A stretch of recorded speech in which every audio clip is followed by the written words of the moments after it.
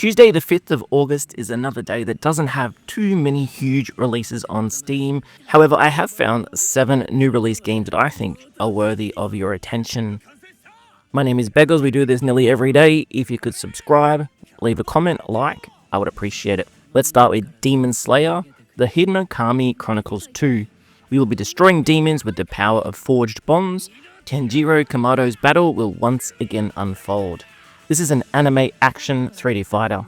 Now, being an anime action fighter, there's obviously going to be a lot of storyline and videos to watch through, and these character models do look pretty impressive. And for a fighter, there is sure a lot of effects going on in the screen. It looks quite fast-paced, not a series that I have played before, but this one is definitely the most followed game and pretty much the biggest release today on Steam. Fighting fans should check it out. If you like a little bit of an anime twist, this will be up your alley. It doesn't get any more indie than this, a brand new platform fighter called A Few Quick Matches. This is a fast-paced, wonderful player platform fighter that lets you bring old-school stick battles to life, play with your friends locally or challenge players online in this Flash-inspired spectacle. This genre of game, it looks very familiar. There are so many little online beat-em-ups, co-op, wonderful player-style games like this. And I guess if you wanted to comment on the visual style, it's very minimalistic, very kind of developmental pixel art style. But we all know with these games, in the end of the day, it comes down to how fun it is and whether or not you got a couple of people to play with you. They do say that you can do online battles. It's Sporting Goods Shop. You'll be running your sporting goods shop, sign contracts with leading brands, order products, hire workers, expand your store, and run little contests to entertain your customers. You can play this one solo or with a friend. Another very familiar style game. We've got the different areas where you'll need to sort of stock up and sell to customers as they come in. We're sort of a gym kind of area. I've seen people play these sorts of games where you're focusing on entering the price into your cashier accurately to make sure that you get the money that you need. Looks like we can sign contracts with some actual reputable companies here. So maybe there's a little bit more detail with this one. It's not just sort of a basic cash grab. Visually looks very familiar to all those other sort of store simulator games, but a little bit more polish. This is Grand Emprise 2 Portals Apart, a survival crafting adventure using magical portals into fantasy worlds, once in a lifetime, high-paced, high variety. It's a sequel game, looks pretty good.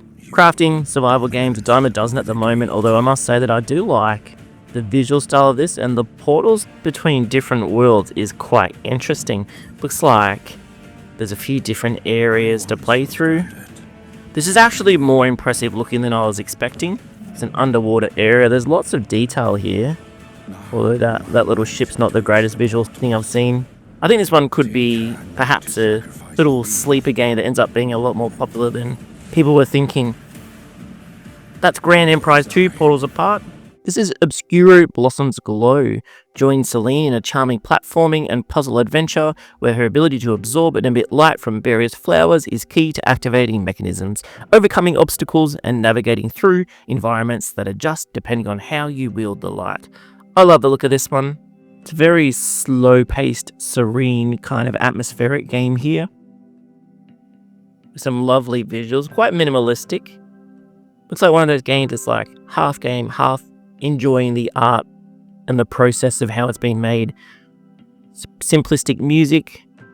Doesn't look like it's going to be too challenging. The puzzles are looking quite familiar. It's really all about the visuals there. That's Obscuro Blossoms Glow. Gigantis X Machina. Fast-paced top-down shooter smartly use IRCM, don't know what that is, to evade the constant barrage of bullets and missiles, destroy everything. This is actually one of my favourite genres when I used to play games on the Super Nintendo. It's one that I think perhaps hasn't been given the love that it deserves, and it's a bit of a shame there hasn't been too many games that have really hit mainstream appeal. It's quite fast-paced, it looks nice enough. Got a lot of bullets on the screen. Looks like some pretty interesting battles to play against, sort of boss fight sort of situations. Can't really see anything in here that makes me think it's not going to be okay, or there's probably nothing that makes it stand out either. That's Gigantis X Machina. This is the last game releasing today that I've got for you. It's called AstroPlanet. AstroPlanet is a sandbox game where you find yourself in the role of an astronaut whose ship has crashed on a planet with an inhospitable atmosphere. Alright, we're not only surviving, but we're going to turn this into a habitable place. It's another one of those little fun sort of colony sims where your job's to not only survive, but try and change the environment, make it thrive. I wonder, a bit of a farming style. We're using technology to create water, to create wind. It looks quite simplistic, not too much detail there, which I like. I don't like having to play through too much menus to get things working. Although I don't know if I like the idea that we're paving over everything on this new planet. I feel like there's an environmental complaint in there somewhere, but this game looks simple but fun, one of those little time wasters. That's AstroPlanet. Hey, 7 games there. Let me know which one's your favourite. I appreciate you watching. Leave a comment. See you tomorrow.